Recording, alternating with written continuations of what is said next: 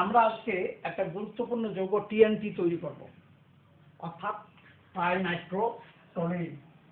এটা কি করে তৈরি করা যাবে? এটা একটা বিস্ফোরক পদার্থ। সর্বপ্রথমে এই টলুইনকে যদি নাইট্রেশন করা হয়, তার অর্থ এবং প্যারা থেকে দুটো হাইড্রোজেন চলে যায় দুই অণু পানি অপসারণের মাধ্যমে অর্থনাইট্রোটোলুইন ও প্যারানাইট্রোটোলুইন পাওয়া যায়। এই মিশ্রণটাকে আবার 60 ডিগ্রি সেলসিয়াস টেম্পারেচারে নাইট্রেশন করলে মিশ্রণটা মিশ্রিত হয়ে অর্থপ্যারা ডাইনাইট্রোটোলুইন পাওয়া যায়।